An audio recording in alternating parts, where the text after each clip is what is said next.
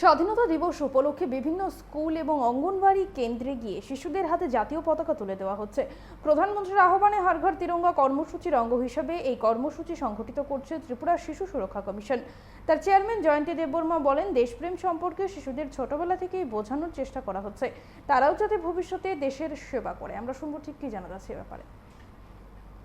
আমাদের ভারতবর্ষের মাননীয় প্রধানমন্ত্রী সবাইকে দেশপ্রেম জাগ্রত করার জন্য হর ঘর তিরঙ্গা মানে প্রত্যেকটা বাড়ি ঘরে, অফিসে, বিভিন্ন স্কুলে জাতীয় পতাকা উত্তোলনের মাধ্যমে সবার মধ্যে জাতীয়তাবোধ এবং দেশপ্রেম জাগ্রত করার জন্য আহ্বান রেখেছে।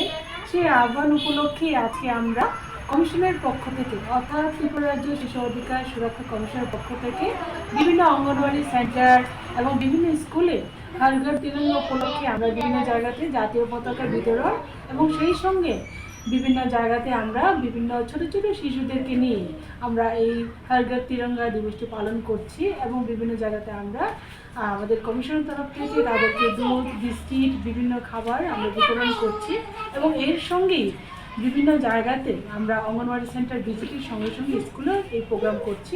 আমাদের শুরু হয়েছে আজকে 12 তারিখ থেকে এবং চলবে আগামী 14ই আগস্ট অবধি, যাতে আমাদের ভারতের স্বাধীনতা দিবস 80তম স্বাধীনতা দিবস উপলক্ষে আমরা হর ঘর তিরঙ্গা এই দিবসটা আমরা বিভিন্ন জায়গাতে পালন করছি। কর্মসূচি আমরা নিয়েছি, গত বছর আমরা সেরকম কর্মসূচি নিয়েছিলাম বিভিন্ন সিসিআই হোম, যেগুলিতে স্বাবলম্বন, বিনা পানি এবং আরও অনেক হোমে আমরা বিভিন্ন ধরনের খাবার বিতরণ থেকে আরম্ভ করে তিরঙ্গা বিতরণ থেকে আরম্ভ করে আমাদের জাতীয় পতাকা বিতরণ আরম্ভ করে আমরা অনেক কিছু কাজ করেছি।